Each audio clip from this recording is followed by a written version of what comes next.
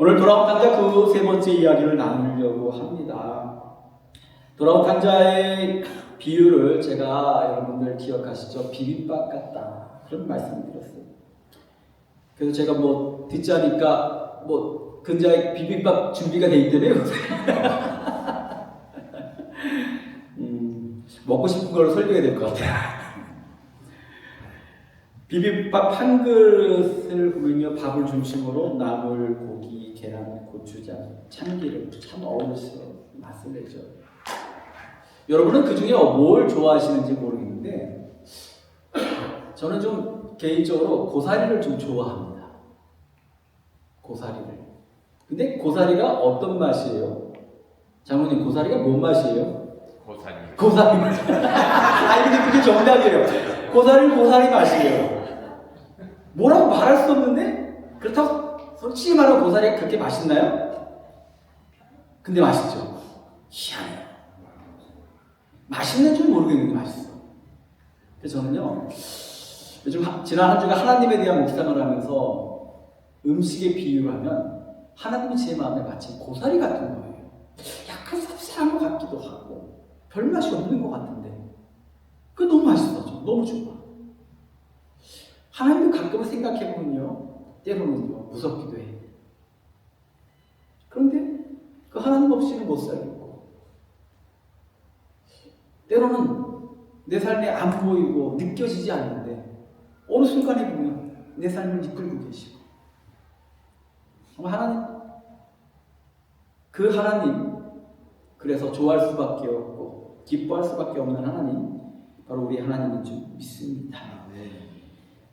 돌아온 탕자의 비유는 거듭 말씀을 드리지만 비빔밥 같아서 그 안에는요 마치 비빔밥에 많은 재료가 있는 것처럼 인간의 본성, 죄성, 아버지의 마음, 회개의 의미, 변화와 성숙이라는 것들이 담겨져 있습니다. 지난주에는 저희가 인간의 본성과 죄성을 7가지로 살펴봤지요. 지난주 설교를 생각해 보시면 인간은 방심하는 순간 단연지수가 높아지는 존재입니다. 아버지의 관계 속에서 아버지는 필요 없고 돈만 필요하다고 하는 그런 어리석은 존재였죠. 자기 힘으로 살 수 있다고 착각했던 존재입니다. 6번째 보면 인간은 바닥에 일어서서야 다시 말하면 병들고 실패하고 낭망하고 좌절하고 나서야 내가 이거밖에 안 되는 존재구나. 그렇게 깨닫는 어리석음을 가진 존재. 그런데 이렇게 어리석은 인간이 하나님께 돌아갈 때도요 정말 내가 죄인입니다, 잘못했습니다가 아니에요. 살려주세요, 도와주세요, 고쳐주세요 찾아가는 거예요. 이 아들도 아버지를 찾아갈 때 아버지 만나자마자 죄가 잘못했습니다 이러잖아요. 근데도 그 아버지가 그 아들 끌어안으셔 부족한 회개마저도 살 길을 여신 하나님, 우리가 믿는 그 하나님이십니다.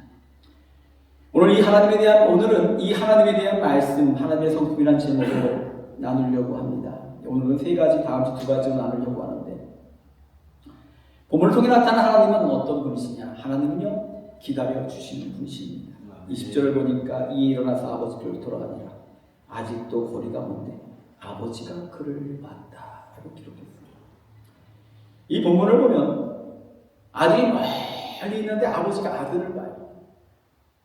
그 장면을 생각해 보면요 그 아버지가 좀 멀리 보일 수 있는 곳에 서 있는 거예요. 근데 그날 우연히 그 자리에 간 게 아니에요. 아버지는요 아들 이 녀석이 언제 오려나, 오늘은 오려나 하면서 시간만 나면 그 언덕까지 널리 보는 곳에 서서 그 아들을 기다리고 있었던 거죠. 아들은 아버지를 버렸습니다. 아버지를 떠났습니다. 그런데 아버지의 마음속에는 그 못난 녀석도 그냥 그럼에도 불구하고 내 아들이고 절대성이 없고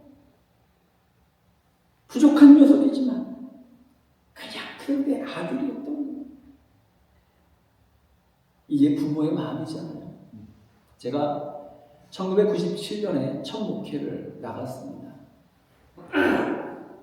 20여 명 모이는 시골교회에 말기암 환자가 2분이 계셨어요.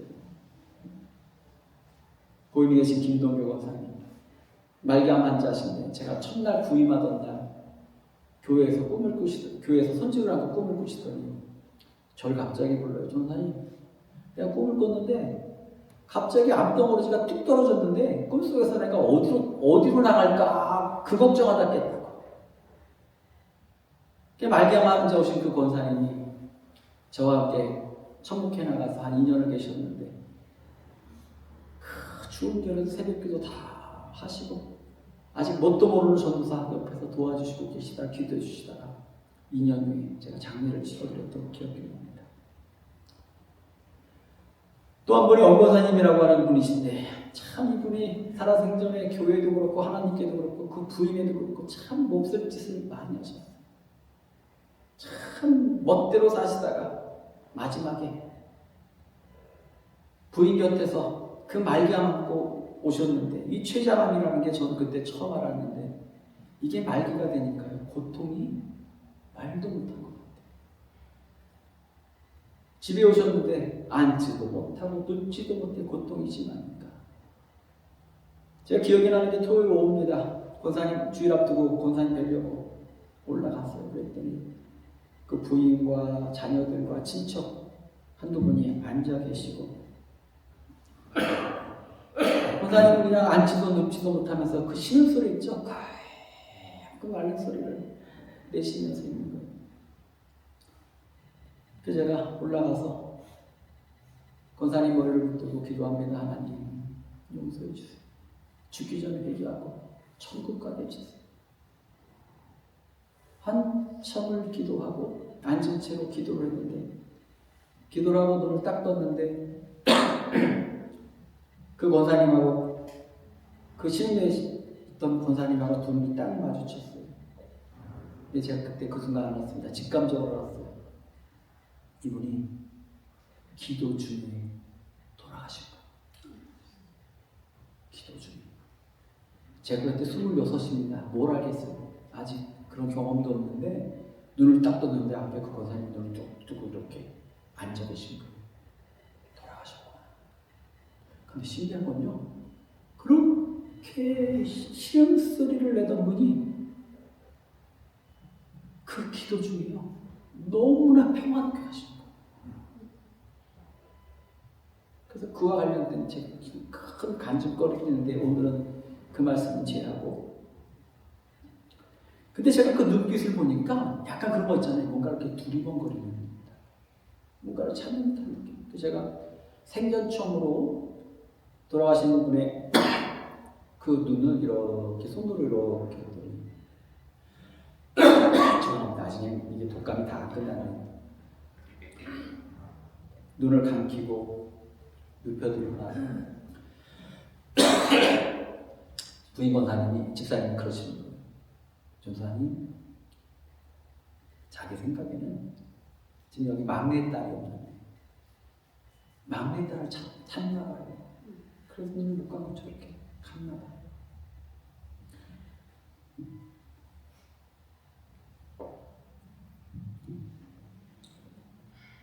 참 부모가 죽는 순간까지도 자기 자식을 찾는 그 마음.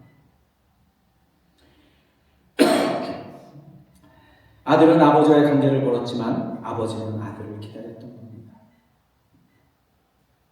기다리는 아버지, 기다림은요 사랑의 또 다른 표현입니다. 포기하는 사람은 기다리지 않아요. 사랑하지 않는 사람을 누가 기다리겠습니까? 근데 왜 하나님은 우리를 기다리실까? 창세기 1장 1절입니다. 함께 읽겠습니다. 대초에 하나님이 천지를 창조하시니라. 아멘. 하나님은 세상을 만드셨고요. 우리 인간은 손수 빚으셨어요. 인생은요. 생명이 하나님께 있는 존재고 하나님께서 직접 빚으신 존재이기에 인간이 원죄로 하나님을 떠났지만 하나님은 결코 인간을 포기한 적 없으시다는 것. 그 같은 하나님의 마음을 성품을 성경에서는 정말로 많은 곳에서 이야기하고 있는데 이사야 49장 15절 말씀 같이 읽기를 원합니다. 여인이 어찌 그 젖먹는 자식을 잊겠으며 자기에 대해서 낳은 아들을 긍휼히 여기지 않겠느냐. 그들이 없이 있을지라도 나는 너를 잊지 아니할 것이라. 아멘. 사람은 잊을 수 있고 사람은 하나님을 떠날 수 있지만 하나님은 자기의 백성을 잊지 않으십니다. 그 은혜가 있기에 우리가 여기 서 있는 줄 믿습니다. 오늘 시간을 기다리신 하나님, 우리를 자녀로 품으신 그 하나님을 오늘 예배 중에 반드시 만나시기를 축원합니다. 두 번째로 하나님은 불쌍히 여겨주시는 분입니다. 20절에 보니까 아버지가 그를 보고 측은히 여겨. 아버지가 아들을 만날 때 장면을 생각해 봤습니다. 이 순간에 나를 버리고 내 유산을 받아서 흥청망청 써가지고 거짓골이 되어든 아들이 눈앞에 나타났습니다. 여러분이 그 순간에 서 있는 아버지라면 여러분 어떻게 하셨을 것 같아요? 화가 나서 소리쳤을 것 같아. 얘 못났던 거야. 지팡이라도 있으면 등짝을 한테 때렸을 것 같아. 이 철딱선이 없는 거야. 이 아들은 철이 없어서 아버지에게 분명히 상처를 줬습니다. 인간적으로 얼마나 괘씸했겠어요.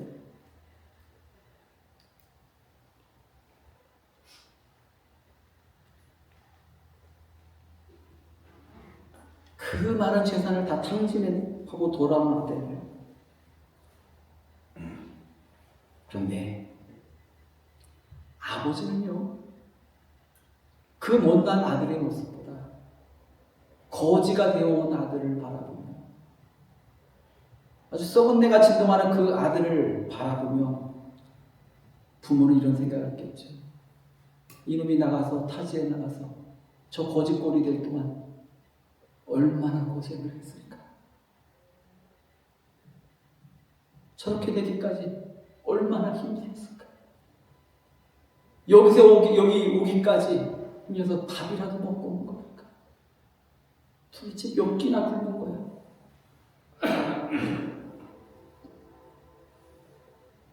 노여움과 분노가 아니라 그 하늘을 바라보며 측은히 여겼다.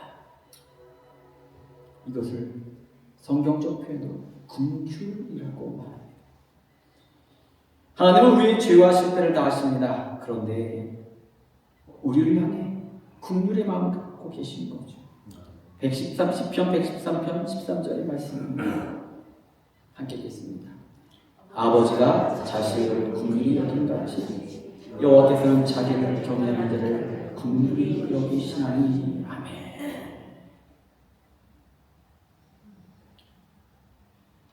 성경에 보면 하나님은 때로 너무나 엄격하신 그런 분이십니다. 최근에 예언서들을 새벽에 말씀을 나누고 있는데 예언서의 말씀들을 보면 하나님의 진노, 심판, 무서운 아버지 그 말씀들이 막 쏟아져 나요. 그런데 모든 예언서들마다 그 하나님의 말씀을 이야기하면서 그의 결론은요, 항상 하나님의 자비와 긍휼이 무엇인지를 이야기하고 있다는 거예요. 어제 스바냐서 3장 말씀을 마치면서 스바냐를 마쳤는데 스바냐도 엄청난 심판의 이야기입니다. 스바냐가 살던 시대는요, 왕도, 제사장도, 정치가도 다 타락했던 시대예요. 그 타락이 도를 넘어 하나님께서 남유다를 멸망시키기에 이르기까지 하나님의 분노와 심판이 내리쳤던 그런 시대의 말씀입니다. 그런데 스바냐서를 마치면서 3장 17절에 이렇게 고백합니다. 함께 읽겠습니다. 너의 하나님 여호와가 너의 가운데 계시니 그는 구원을 베푸실 전능자시라. 그가 너로 말미암아 기쁨을 이기지 못하시며 너를 잠잠히 사랑하시며 너로 말미암아 즐거이 부르며 기뻐하시리라 하리라. 아멘. 그들은 하나님을 떠났지만 스바냐는 분명히 선포합니다. 너희 하나님 여호와가 너의 가운데 계신다. 사람들은 하나님을 떠났지만 하나님은 한결같이 자리를 지키시며 너를 잠잠히 사랑하셨노라. 그렇게 고백합니다. 이것이 우리가 믿는 하나님의 성품입니다. 말씀을 묵상하면서 그런 생각을 해봤어요. 하나님이 우리를 이렇게 보고 계신데 우리가 뒤통수를 보이는 거죠. 인간이 어리석어서 하나님 향해 등을 돌리는 거예요. 그때 그런 인간을 바라보는 하나님의 눈빛은 어떠실까? 예의 못하는 마음이야. 측은한 눈빛으로 다시 돌아오겠지. 나는 변함없이 너를 바라볼 텐데 다시 돌아오겠지. 하나님의 그 눈빛이 오늘 이곳에 여러분에게 임한 줄 믿습니다. 세 번째로 하나님은 먼저 다가와 주시는 분입니다. 20절을 보니까 달려가 목을 안고 입을 맞췄다. 본문에서 먼저 달려간 사람은 아들이 아니라 아버지였어요. 한번 생각해 보세요. 아들이 저기 오는데 노인네가 아들이 왔다고 넘어지면 어떡하려고 막 뛰어가는 거예요. 네, 아들이니까. 그냥 아들이니까. 아들이 나타났으니까, 돌아왔으니까. 저놈이 잘났건 못났건 뭔 짓을 했건 상관없어요. 그냥 아들이 돌아오니까 그것만 보고 막 뛰어가는 거예요. 이것이 성경적으로 은혜라고 하는 겁니다. 성경의 은혜는, 하나님의 은혜는 인간의 자격에서 시작되지 않고 하나님에게서 시작되는 거예요. 성경을 보면 하나님이 먼저 늘 움직이십니다. 아담과 하와가 죄를 지었고 그들은요 하나님을 무서워 숨었어요. 그때 아담과 하와를 하나님이 찾아오십니다. 이스라엘 애국에서 고통당할 때 하나님 먼저 들으시고 기억하시고 모세를 통하여 구원의 역사를 펼치십니다. 오늘 내가 하나님을 떠날 때도 나는 떠난 것 같은데, 멀어진 것 같은데 하나님은 그 자리에서 나를 지금 지켜보고 계시다. 우리를 부르시는 하나님을 믿으시기를 원합니다. 그 같은 하나님의 은혜가 바로 십자가 위에서 우리를 향하여 펼쳐진 겁니다. 로마서 5장 8절의 말씀입니다. 제가 읽어드립니다. 우리가 아직 죄인 되었을 때 그리스도께서 우리를 위하여 죽으심으로 하나님께서 우리에 대한 자기의 사랑을 확증하셨느니라. 아멘. 우리가 거룩해서가 아니라 죄인 되었을 때 하나님이 먼저 오신 분, 십자가는 인간이 하나님께 올라간 사건이 아니라 하나님이 죄인 우리에게 찾아오신 사건입니다. 이것을 은혜라고 하지. 그래서 믿는 자는 다른 것이 없습니다. 내가 은혜 받은 자라는 것을 깨닫는 겁니다. 내 삶의 모든 것이 은혜라는 것을 아는 거예요.